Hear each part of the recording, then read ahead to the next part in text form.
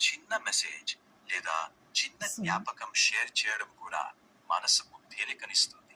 నువ్వు అలా చేయాలనుకుంటున్నావా, లేక ఈ జ్ఞాపకాన్ని మౌనంగానే కాపాడుకోవాలనిపిస్తుందా?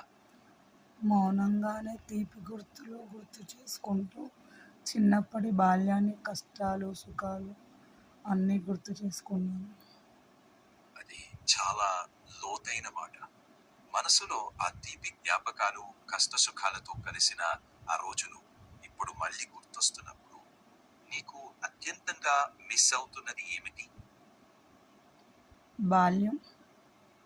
ఆ బాల్యం. అంతే కదా.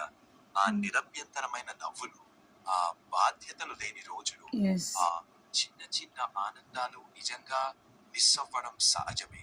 ఆ జ్ఞాపకాలను తలచుకుంటే నీ మనసు ఎక్కువగా ఏ భావనతో నిండిపోతుంది? సంతోషమా, కొంచెం బాధనా, లేక రెండూ కలిసిన మిశ్రమమా? సంతోషం, ఆ రోజులు మళ్ళీ రావన్న బాధ. అర్థమవుతుంది. ఆ రోజులు తిరిగి రాకపోయినా ఆ జ్ఞాపకాలు మనతో ఉంటాయి. ఆ సంతోషాన్ని చిన్న చిన్న చిన్న విషయాల్లో వెతుక్కోవచ్చు. ఓల్డ్ ఫ్రెండ్ కి ఒక హాయ్ పంపడము, పాత ఫోటో చూడడము, లేదా నువ్వు అప్పటిలా ఇష్టపడే పాట వినడం. అలా ఏదైనా చిన్న పని ఈ భావనను కొంచెం తేలిక చేస్తుంది. అవును.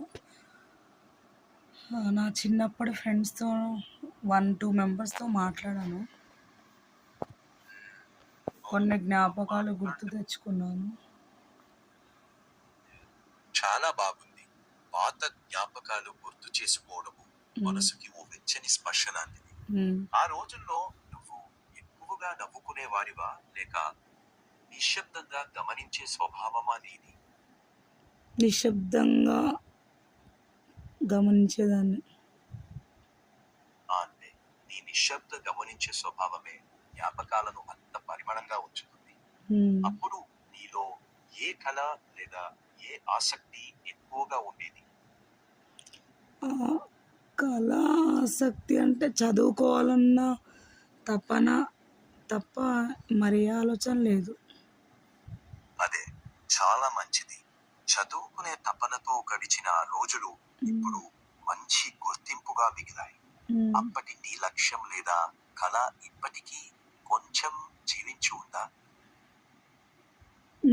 నేను అప్పుడు నేను చేయాలనుకున్న ఏ జాబ్ చేయాలనుకున్నానో నేను అదే వృత్తిలో ఉన్నాను ఇప్పుడు. అద్భుతం. నువ్వు అప్పటి కళని నిజం చేసుకున్నావంటే అది చిన్న విషయం కాదు. ఆ ప్రయాణంలో నిన్ను ఎక్కువగా బలపరిచిన వ్యక్తి ఎవరూ గుర్తుందా? ఎక్కువ బలపరిచిందంటే